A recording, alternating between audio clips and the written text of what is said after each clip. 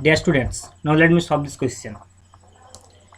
A particle of mass 1 kg rests on a rough contact with a plane inclined at 30 degree to the horizontal and is just about to slip.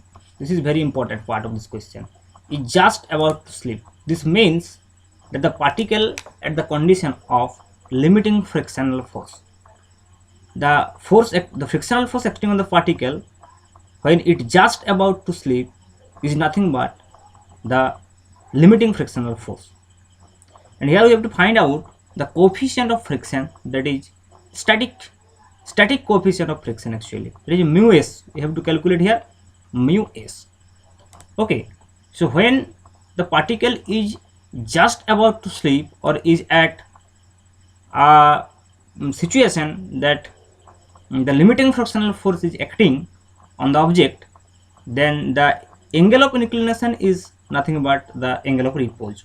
Okay, so we know from our theory part discussion that if the particle is in a position or a block of mass m in a position on inclined plane, that the forces acting on this particle in such a way, the frictional force basically acting on this particle in such a way that the particle is just about to slip.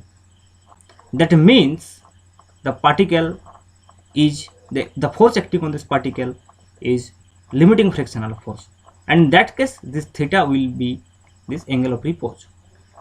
And probably I have noted this angle theta by alpha.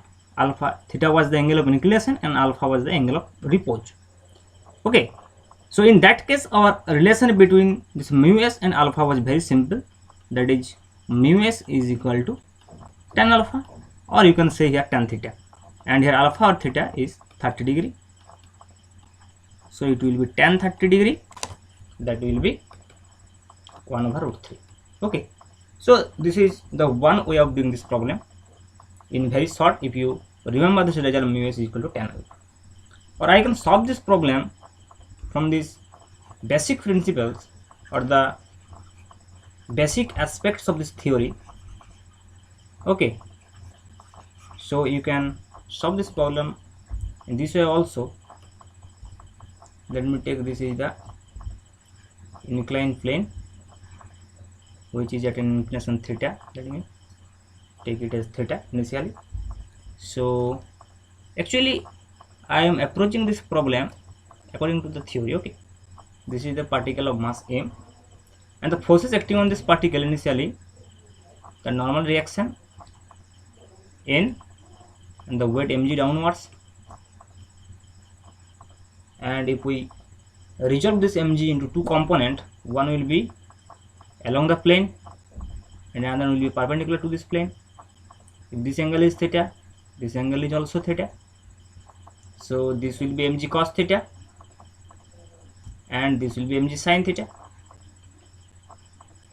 And as the particle is just about to slip downwards, then the frictional force will act upwards, that is the limiting frictional force, you know, Fl.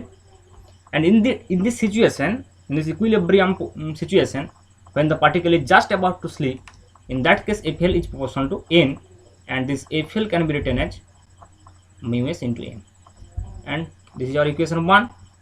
And if we draw the free body diagram of this mass m, we have seen that n is a normal direction, mg cos theta is the force which is acting downwards, mg sin theta along the plane, and the frictional force opposite to which is Fl. And at equilibrium, this n will be mg cos theta and Fl will be mg sin theta. So you can write it as, at equilibrium the force n is equal to mg cos theta, okay, and Fl is equal to mg sin theta. So if we put the value over here, then we will get mg sin theta is equal to mu s into n means mg cos theta. Okay, so mg will cancel out, so mu s will be sin theta over cos theta. So this mu s is equal to tan theta. So you can remember this result directly, which I have told first, that if you can remember this result directly, then you can substitute this theta, that is 30 degree, directly you can get the result, or you can reach the result by using the concept of theory. Okay, so if we put here theta is equal to 30 degree, then we can automatically get mu s is equal to tan 30, that is 1 over root 3, and this is the coefficient of friction at that condition.